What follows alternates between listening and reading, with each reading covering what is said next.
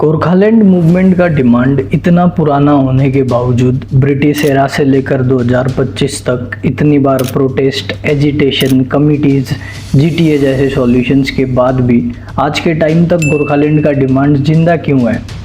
क्या कारण है कि इन एरियाज़ में रहने वाले लोग खुद को वेस्ट बंगाल का हिस्सा मानने में कंफर्टेबल नहीं लगते? क्या ये सिर्फ आइडेंटिटी का मुद्दा है या फिर डीप एडमिनिस्ट्रेटिव, पॉलिटिकल और हिस्टोरिकल इश्यूज है जिसने इस डिमांड को 100 सालों तक जिंदा रखा? आज के वीडियो में हम लोग बात करेंगे कि गोरखालैंड का मांग क्यों उठाया जाता है, क्या रीजन्स है इसके पीछे का। दोस्तों, ये जो दार्जिलिंग, कालिम्पोंग, डुवर्स और तराई का जो पूरा रीजन है, वहाँ के लोगों को देखकर देश भर के लोगों का यही सवाल होता है कि ये लोग इतने सालों से गोरखालैंड क्यों मांग रहे हैं और ब्रिटिश एरा से लेकर 2025 तक ये डिमांड जिंदा कैसे है। और जब हम इस डिमांड को डेप्थ में जाके समझते हैं तो पता चलता है कि ये सिर्फ एक अलग स्टेट का पॉलिटिकल डिमांड नहीं है, बल्कि एक एंटायर कम्युनिटी का आइडेंटिटी, रेस्पेक्ट और बिलोंगिंगनेस का सवाल बन चुका है।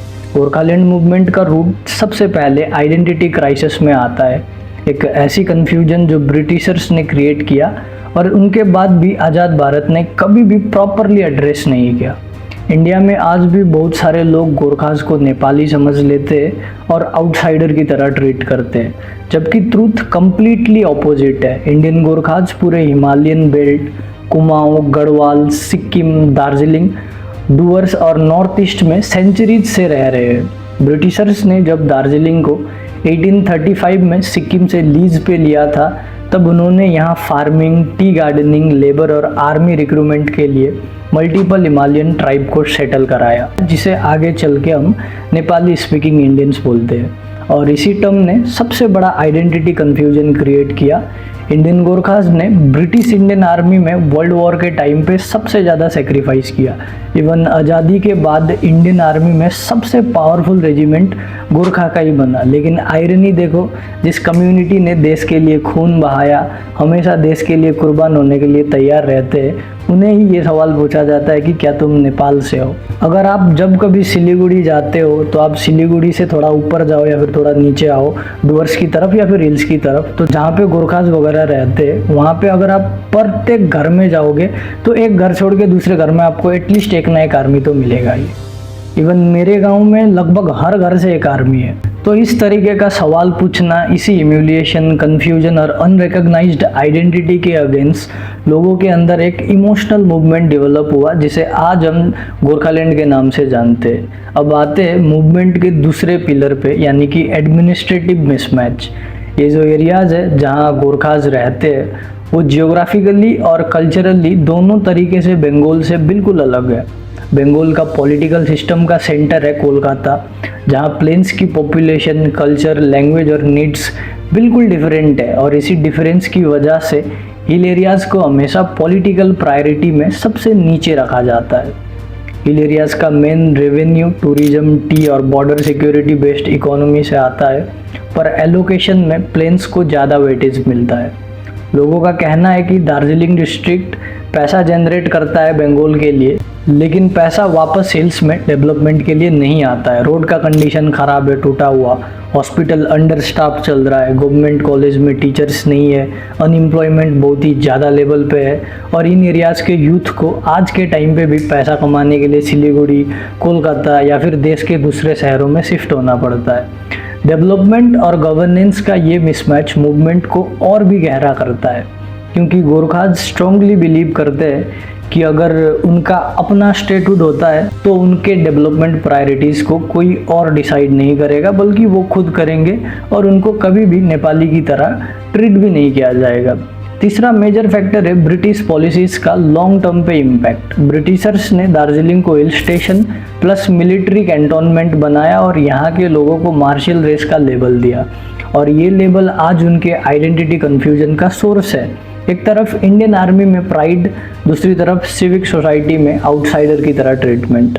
ब्रिटिश के टाइम पे दार्जिलिंग बंगाल का पार्ट नहीं था, जिसके कारण लोगों को ये लगता है कि हिस्टोरिकली, कल्चरली और एडमिनिस्ट्रेटिवली ये रीजन बंगाल के साथ नेचुरली फिट नहीं होता। जब 1950s से 60s में first wave of identity movement आया, तब लोगों ने ये आर्ग्यूमेंट दिया कि ब्रिटिशर्स के विड्रॉल के बाद हिल्स को खुद का एडमिनिस्ट्रेटिव फ्रेमवर्क देना चाहिए था, लेकिन इसको बंगाल के साथ मर्ज कर दिया गया, जिसकी वजह से फ्रिक्शन आज तक चल रहा है।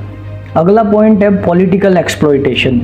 मूवमेंट कभी सक्सेसफुल इसीलिए नहीं हुआ क्योंकि जो लीडर्स थे वो डिवाइड हो गए, क्योंकि स्टेट गवर्नमेंट ने उनको बहुत ही ज़्यादा पॉलिटिकली वीकन किया। 1986 से 88 का वायलेंट फेज, जब सुभाष घिसिंग के लीडरशिप में GNLF ने मूवमेंट चलाया, तब बंगाल गवर्नमेंट ने DGHC यानी कि दार्जिलिंग गोरखा हिल काउंसिल दिया, जो सिर्फ एक लिमिटेड पावर बॉडी था। घिसिंग ने इसको एक्सेप्ट किया, जिसके कारण मूवमेंट थोड़ा काम हो गया, पर एक्चुअल प्रॉब्लम सॉल्व नहीं हुआ।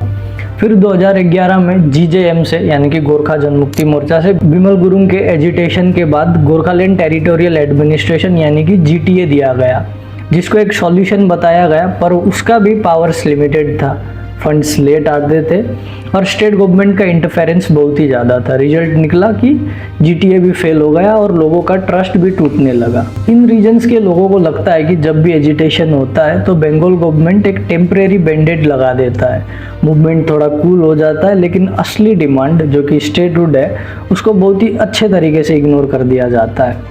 इसी फ्रस्ट्रेशन ने 2017 का मेजर एक्सप्लोजन क्रिएट किया, जब बंगाल गवर्नमेंट ने बंगाली लैंग्वेज को इन सारे रीजन्स में कंपलसरी करने का डिसीजन लिया, जिससे इन एरियाज़ के लोगों को अपने आइडेंटिटी पे डायरेक्ट अटैक लगा।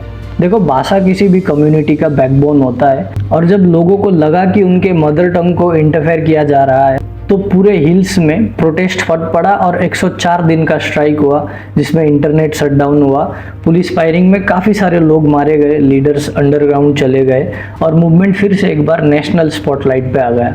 2017 के बाद गोरखालैंड और भी डीप हो गया, क्योंकि लोगों ने क्लियरली एक्सपीरियंस किया कि GTA जैसे बॉडीज के पास कोई भी रियल पावर नहीं होता है और आइडेंटिटी प्लस गवर्नेंस दोनों में इंटरफेरेंस होता है। गोरखालैंड डिमांड आज के टाइम पे इसीलिए जिंदा है क्योंकि लोगों को लगता है कि सेंट्रल ने कभी भी सॉलिड एक्शन नहीं लिया, बड़ी बड़ी बातें, मीटिंग्स, कमिटीज़ और कोई भी फाइनल डिसीजन नहीं। तेलंगाना देखो, उत्तराखंड, झारखंड, सबको स्टेटहुड मिल गया क्योंकि सेंट्रल ने उनकी आइडेंटिटी इशू को लेजिट माना, लेकिन गोरखास को हमेशा sensitive issue, Bangla sentiment, border problem कहकर डिले कर दिया जाता है। हिल्स के लोगों के हिसाब से ये डिले रीजनल इक्वालिटी के अगेंस्ट है और सबसे इमोशनल एंगल ये है कि गोरखास को लगता है कि उनकी आइडेंटिटी को इंडिया में अभी तक एक प्रॉपर प्लेस नहीं मिला है। किसी भी बॉर्डर रीजन में रहने वाले कम्युनिटी का फर्स्ट स्ट्रगल होता है आइडेंटिटी, और जब बार बार उन्हें आउटसाइडर की तरह ट्रीट किया जाए, उनकी लैंग्वेज को इग्नोर कर दिया जाए, उनके हिस्ट्री को डिसऑर्ट किया जाए, उनकी लॉयल्टी के ऊपर क्वेश्चन किया जाए, तब मूवमेंट ऑटोमेटिकली सर्वाइव करता है।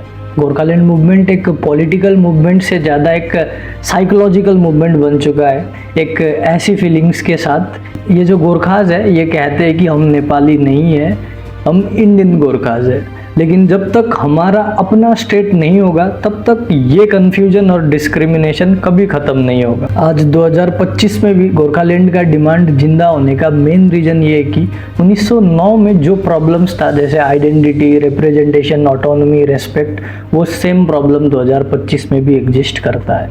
अगर आपको गोरखालैंड का मूवमेंट और उनका हिस्ट्री वगैरह जानना है तो आप मेरा पुराना वीडियो चेक कर सकते हो, मैंने ऑलरेडी बना रखा है। चैनल पे नए हो तो सब्सक्राइब कर दीजिए, फेसबुक पे देख रहे हो, कमेंट पे यूट्यूब चैनल का लिंक है, वहाँ पे जाके सब्सक्राइब कर दीजिए। मैं मिलता हूँ आपके साथ अगले वीडियो में, तब तक के लिए जय हिंद, जय भारत।